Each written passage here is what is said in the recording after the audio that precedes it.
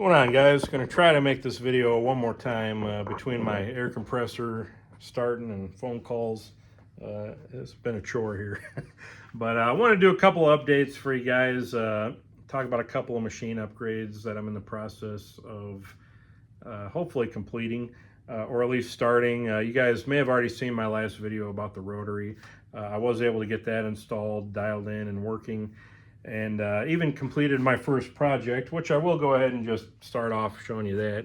If you follow me on Instagram, you've maybe already seen some pictures and a couple of reels about this. But I made my own little machinist hammer, a little brass hammer. Ended up at about just over 14 ounces, 14.1 ounces. Head's just under 3 inches long, about 2 7/8, 2 15/16. Just under an inch in diameter.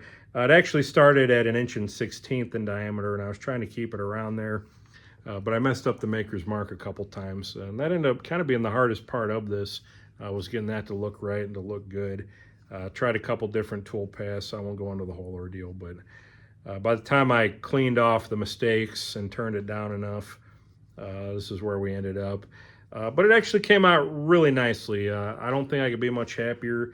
The main feature of this, of course, being it is a Micarta hammer handle, which I'm honestly surprised I don't see more of, or that doesn't really seem to be a thing. I'm not going to say I'm the first guy to ever make one, but trying to do a Google search and a YouTube search, I don't think I came up with any other results, other than maybe I saw a guy make a hatchet handle out of some laminated micarta that he glued together, which turned out really cool, actually. But yeah, I'm wondering why you don't see more micarta handles. Maybe it's the price of the material versus wood. Hard to say. Which, by the way, I mean, just the materials alone, they do get pricey quick. I mean, look up a piece of 1 inch diameter by 3 inch long brass round. I mean, that'll run you 25, 30 bucks all day long, if not even a little bit more, depending on shipping and all that. But, you know, same with the micarta. You know, this is 1 inch thick micarta. That's what it started out at. Ended up, it's a little less than 1 inch thick and a little more than an inch wide. Kind of a traditional hammer shape, as you can see. So it's got a little bit of belly here, kind of waist down just a little, neck's down. So really happy with how it looks and came out. Just trying to model this in CAD, just for what it's worth. That was a learning experience, all in and of itself. But I finally figured that out. Finally figured out the tool paths, which, you know, fusion, that's its whole other subject. I don't know how much I want to get into that there, other than to say, if you think the materials are expensive, just wait till you hear what the monthly cost to be able to run this all through Fusion is. I mean, it's insane. And I'd said in a previous video that I felt like I'd matured a little bit about that. That was before I kind of was reminded or realized how much it actually does cost now. I thought it was still 50, 60 bucks a month to subscribe, which I think is about what it started out as. Now we're at about 85 a month, which is salty. Not quite ready to say it's not worth it. I think it is. You get a lot for your money. And there's other, I guess, quote unquote competitors out there that are arguably even more expensive. And few, from what I understand or what I know of, really offer, you know, the features and the support that you're getting from Fusion. Now, granted, I kind of grew up with Autodesk, AutoCAD, you know, learning their 2D, then their 3D. I've spent a lot of time, a lot of hours, kind of learning it and using it. Other people that have kind of gone the same route with SolidWorks, for instance, they probably feel the same about SolidWorks. You know, whether it's better, whether it's worse, cheaper or more expensive, I don't know. I need to look into that a little bit. I think there's another program called Rhino CAD that you can buy like a one-time license fee for, and that's it. I got to see if they've got rotary functionality, or, you know, what that looks like. Same with SolidWorks. And I think there's still some free options out there, so I might look into those. But the worst part is, it's not even just the $85 a month, and I really didn't mean to get off on this tangent. But turns out if you're specifically wanting to do rotary machining or multi-axis machining, There's another extension that you download called the manufacturing extension. And from what I understand, it's really only giving you like an additional 5 or 6 or 7 toolpath generators. And maybe there's some other features I missed. But it gives you like a rotary contour, rotary parallel, rotary pocket.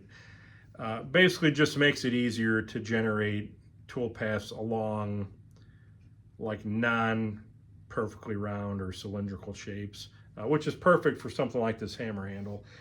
And made it really easy, but they want like $185 a month for that lousy thing. And I just don't see myself consistently paying almost $300 a month because I believe that's in addition to the premium monthly fee, which is $85. So $185 plus $85, that's a lot of money. Not that I couldn't make that worth it for me and, you know, kind of write that off as part of the cost of doing business, but I mean, come on. Now, if you do it yearly, I think it makes it only a couple grand a year, like $1,500 for one, like $500-600 for the other. That's still a lot of money, though it does, you know, bring the cost down just a little bit. I don't know. Definitely interested in maybe some other options. If anybody has any suggestions, let me know. But also let me know what you guys think about this hammer. Would you be interested in one? I'm probably going to make some more for sure. I've got some other projects kind of taking precedent here, part of what this video is going to be about, but I'm definitely going to make some more. I've got some rough cost estimates, or price estimates rather, in my mind. It's definitely going to be more than like a big box store hammer, maybe closer to like Snap-on prices. But you know, they are expensive to make, especially if I got to pay this monthly rotary fee. So we'll see. It's going to be less than $200. I know that. Probably around $100, if I'm being honest. Just to kind of throw a number out there, it's probably going to be close to $100 per hammer, which I know is a lot. But you know, these are going to be, you know, basically heirloom quality, handmade or hand-fitted hammers. You know, this is all machine made, though there's still a lot that goes into that. Believe me, it's not just as simple as, you know, tightening a chuck and hitting cycle start. There's a lot that goes into making this right. And then this is all manually machined between my mill and my lathe, other than the engraving for the maker's mark. So quite a bit of effort, material price. I mean, even at $100, honestly, that'd be a bargain.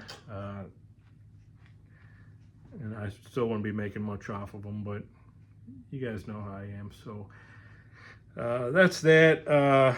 Again, I did get the rotary installed, got it dialed in. If you guys want a separate video, let me know. There's a couple little tips and tricks I could show you on how to kind of more easily line and square that up and find your centers and your zeros.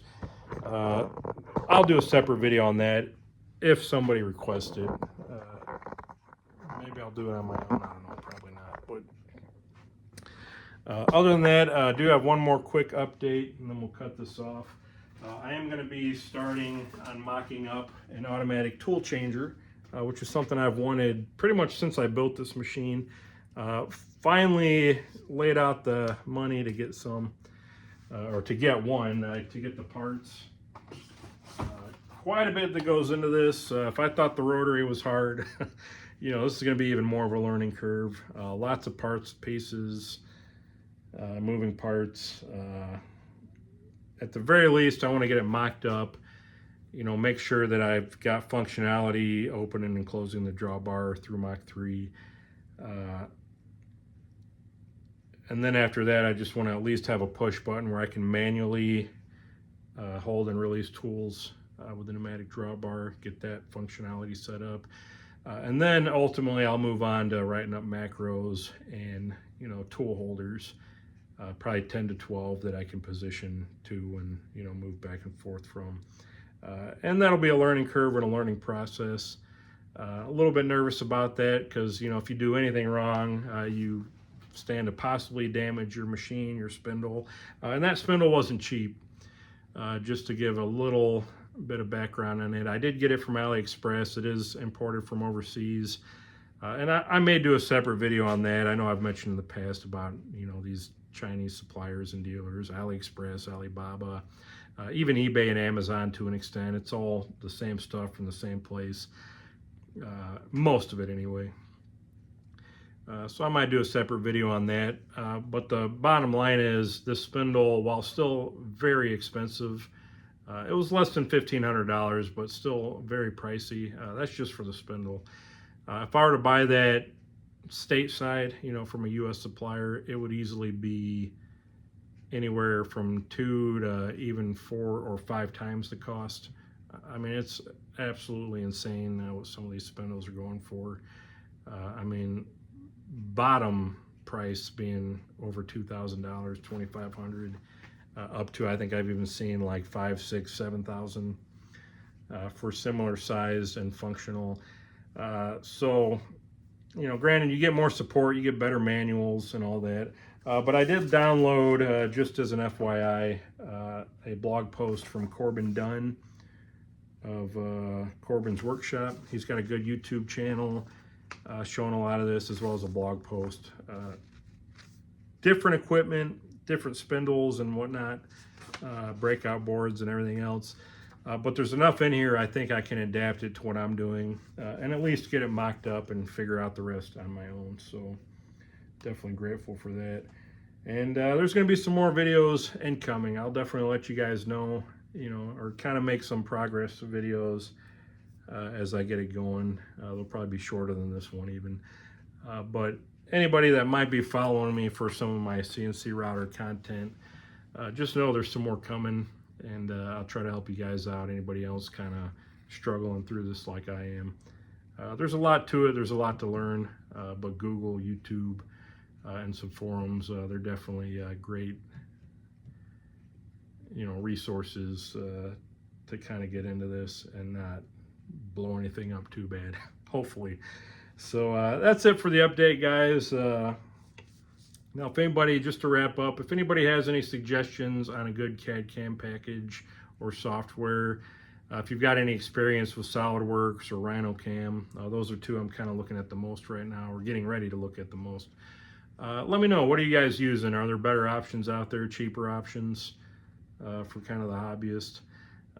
Again, I don't particularly mind paying if I know I'm getting my money's worth for it, but where I'm at now as kind of a hobbyist slash business, I'm not quite ready to make that commitment. Otherwise, I have to start raising prices across the board, and you know, I'm trying to avoid that. So let me know what you're using. If you've done an automatic tool changer and you have any tips or suggestions, let me know. Any resources. I think I've gone through most of them. I've jumped on that rabbit hole pretty deeply so far, but we'll see how we go. And then the main thing right now is just seeing if this will even fit all in my control box that I've got. I'm kind of starting to wish maybe I would have upgraded to the slightly larger size, but didn't know I was doing all this just yet. So we'll see. Worst comes to worst, I'll do an auxiliary box and just plug one into the other. But I think I should be able to get most of it in there. We'll see. So it's going to be a journey, going to be fun, and I'm definitely looking forward to kind of figuring some of this stuff out. So that's it, guys. As always, thanks for watching. We'll see you guys on the next one.